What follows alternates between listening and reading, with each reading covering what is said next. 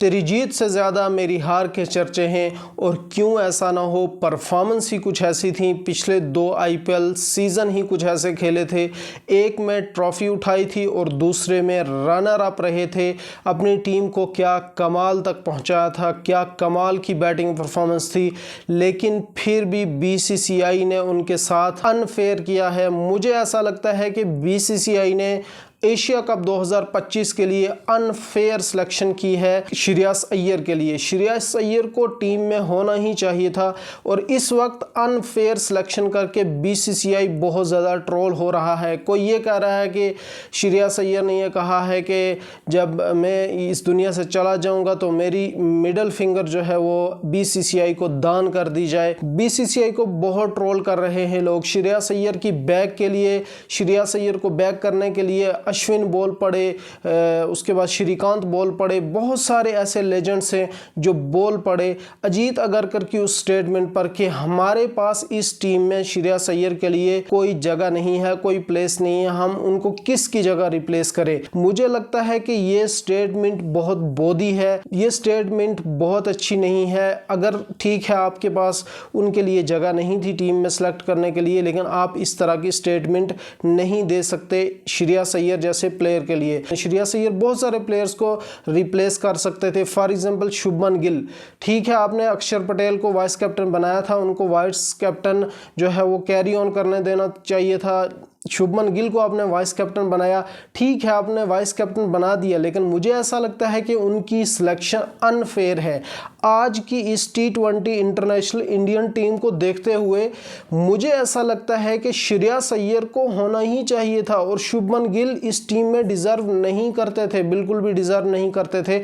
मैं ऐसा समझता हूं, आप ज़रा कमेंट सेक्शन में बताएं। उसके बाद शिवम दुबे भी उतने बड़े प्लेयर नहीं हैं जितने के श्रेयस अय्यर हैं। श्रेयस अय्यर को शिवम दुबे की जगह आप खिला सकते थे, रिंकू सिंह की जगह खिला सकते थे। श्रेयस अय्यर को अगर आप ऊपर बैटिंग नहीं करवाते तो उनको फिनिशिंग का रोल भी दे सकते थे। आईपीएल की एक अलग स्ट्रेटेजी होती है, वहाँ फ्रेंचाइज क्रिकेट में अलग तरह से सोचा जाता है, अलग देखा जाता है, लेकिन इंटरनेशनल क्रिकेट में आप उस प्लेयर को एज ए फिनिशर भी आप खिला सकते थे। रिंकू सिंह की जगह उनको फिनिशिंग का रोल दे सकते थे, लेकिन आपने ऐसा नहीं किया और फिर ऊपर से इस इतने बड़े प्लेयर के लिए आप कह रहे हैं कि हमारे पास उनके लिए टीम में जगह नहीं है, हम उनको किसकी जगह रिप्लेस करें। ऐसी बहुत भोदी स्टेटमेंट है, ये बहुत अजीब बात है।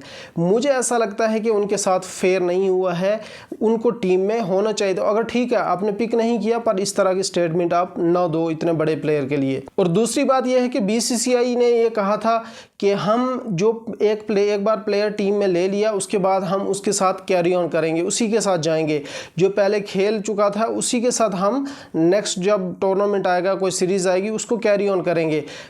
देखिए Yashasvi Jaiswal T20 international world cup जो हुआ था वेस्ट इंडीज़ में, वहाँ तो इंडिया जीत गया था, वहाँ तो स्पेयर ओपनर जो होता था वो यशस्वी जायसवाल थे, लेकिन इस वक्त यशस्वी जायसवाल को क्यों निकाल दिया गया, क्यों नियम बदल दिया गया, क्यों कानून बदल दिया गया यशस्वी जायसवाल के लिए।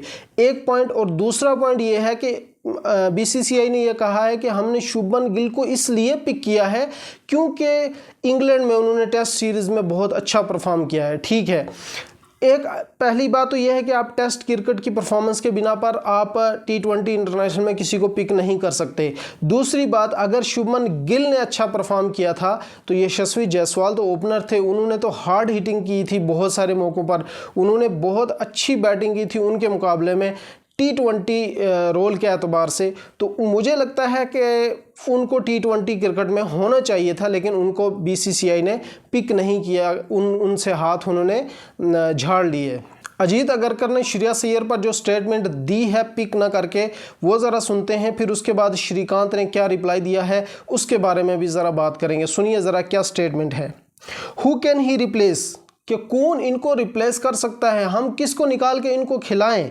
We don't have a place for Shreyas Iyer in the team, कि हमारे पास भाई श्रेयस अय्यर के लिए इस टीम में कोई जगह नहीं है। भाई क्या अजीब बात है, क्या बात कर रहे हैं आप। भाई देखिए मैं आज ये कैप लगा के इसलिए वीडियो बना रहा हूँ कि श्रेयस अय्यर की सपोर्ट में है ये वीडियो। आप क्या कमाल बात कर रहे हैं कि हमारे पास इस टीम में श्रेयस अय्यर के लिए कोई जगह नहीं है। भाई मैं कहता हूं जो 15 आपने सेलेक्ट किए हैं उनमें से किसी को भी निकाल कर आप श्रेयस अय्यर को खिला सकते थे। वो इतना बड़ा प्लेयर है, इतना लेजेंड प्लेयर है वो। और आपने देखा नहीं पिछले 2 IPL सेशन क्या कमाल का परफॉर्मेंस किया है, क्या कमाल का प्रदर्शन किया है उसने, ट्रॉफी जिताई है और रनर अप रहे हैं। वो भूल गए आप? उसके रिप्लाई में क्या कह रहे हैं श्रीकांत साहब, सुनिए ज़रा। You are nonsense. हकीकत में 100% सही कहा है कि आप एक बेवकूफ़ हो। ये बेवकूफ़ों वाली स्टेटमेंट है। इट इज़ नंबर 5 स्ट्रेट कि आप सीधा उनको नंबर 5 के लिए पिक कर सकते थे। आप 3 विकेट्स गिरते, उसके बाद आप उनको बैटिंग के लिए भेज देते। You have a space for Harshit, Dubey, Rinku but not Iyer. वही बात जो मैंने कही कि हर्षित राणा की जगह है टीम में, रिंकू सिंह की है, शिवम दुबे की है। हालांकि अय्यर के मुकाबले में अगर इनको कंपेयर किया जाए, इनका कंपैरिजन किया जाए तो अय्यर के मुकाबले में ये प्लेयर बिल्कुल भी नहीं है। अय्यर को किसी भी, मैंने कहा 15 जो सिलेक्ट किए हैं उनमें से जसप्रीत बुमराह की बात नहीं करता, वो चलो बॉलर हैं, किसी भी प्लेयर को निकाल कर अय्यर को खिला सकते थे। और श्रीकांत साहब ने बिल्कुल हकीकत कहा है कि ये नॉनसेंस स्टेटमेंट है, ये आपका अनफेयर डिसीजन है श्रेयस अय्यर को ना सेलेक्ट करके। आप इस बारे में क्या सोचते हैं? कमेंट सेक्शन में ज़रूर बताइए।